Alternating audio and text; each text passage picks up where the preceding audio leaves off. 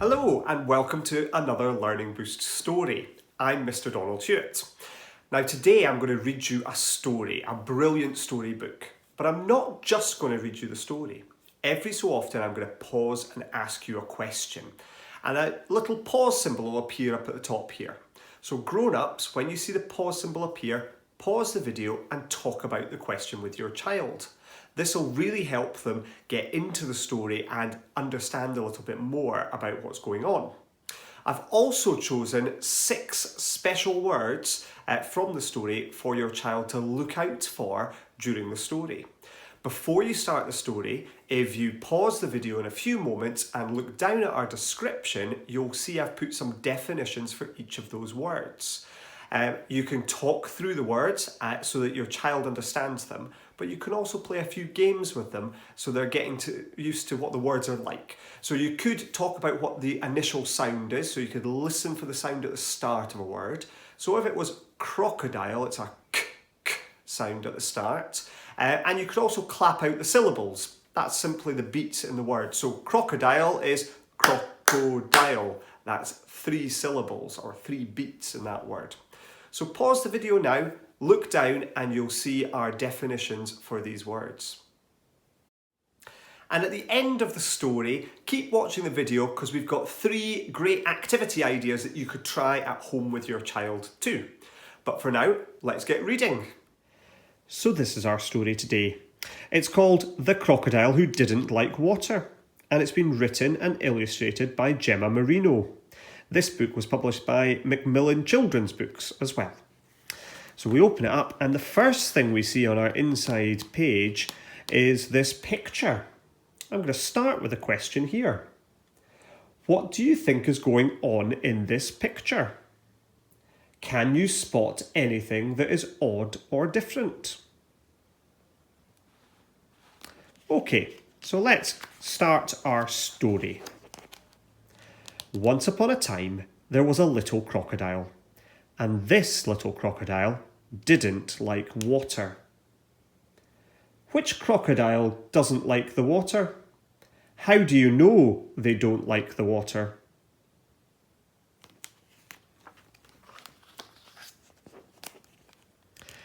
He longed to play with his brothers and sisters, but they were far too busy with swim club. And this little crocodile didn't like swim club. What is the little crocodile sitting on? What are the other little crocodiles sitting on?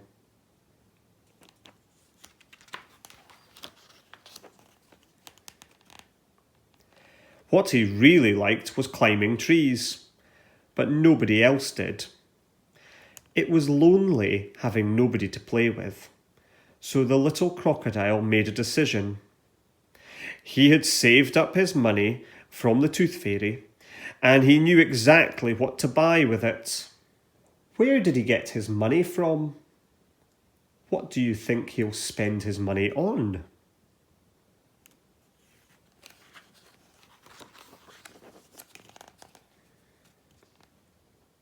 The next afternoon, he took his new rubber ring over to the water. Today he would play with his brothers and sisters. What does a rubber ring do? Where are his brothers and sisters?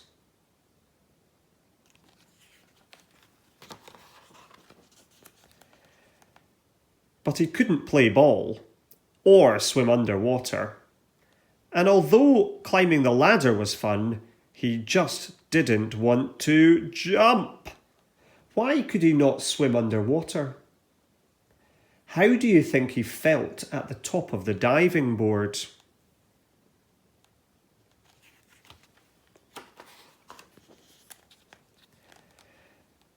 But he didn't want to be alone, so he decided to try one last time. How many crocodiles are swimming in the water?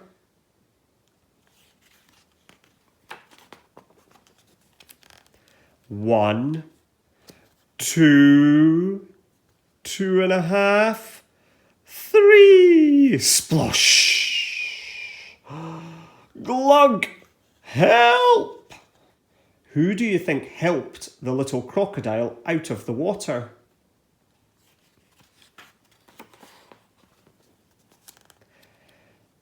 This little crocodile definitely hated water. It was cold, it was wet, and it was embarrassing. But then something strange happened. His nose began to tickle, and the tickle grew and grew and grew until... Achoo! What has happened? Why do the other crocodiles look shocked?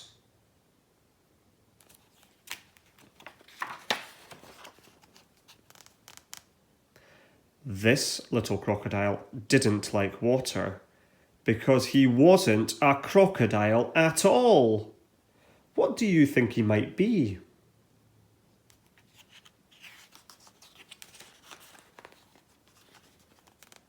He was a dragon.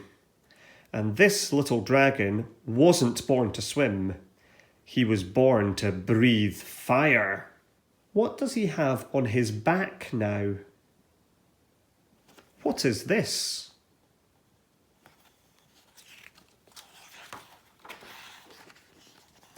And he was born to fly. Why is he so big now?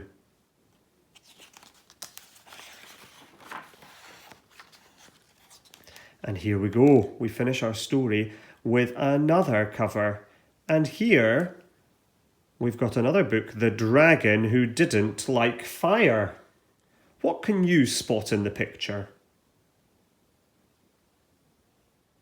Well, I hope you enjoyed the story. Now for some activities you can try at home.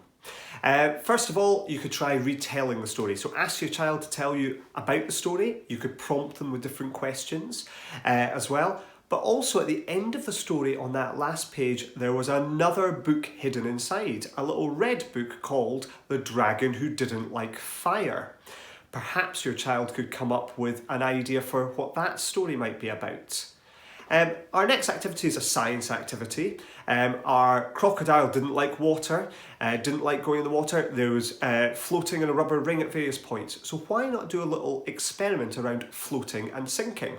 Get yourself a little sort of plastic tub or a bowl, fill it up with some water, and your child could collect some different objects from around the house and guess whether they will float or sink when they put them in. You could have things like a sponge perhaps, little sort of cups and plastic things. You could try small toys or stones, pop them into the water one at a time, but get your child to guess first whether they think it will float or sink.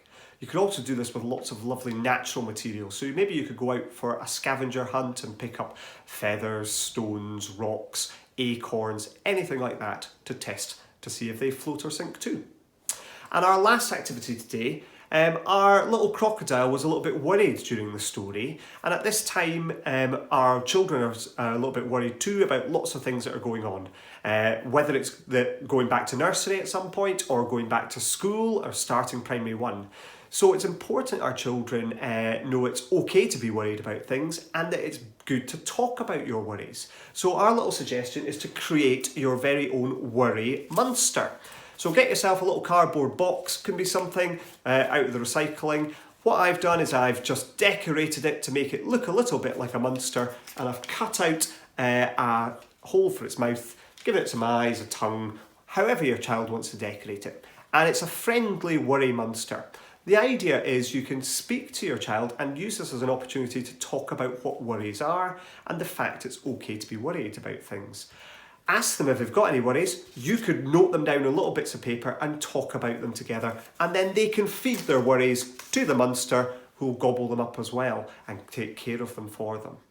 It's important that children are talking about their worries and their concerns with you as parents as well, and that'll really help support them during this time too. So hopefully you've enjoyed our story today, and these activities will be useful for you at home, and we'll see you next time.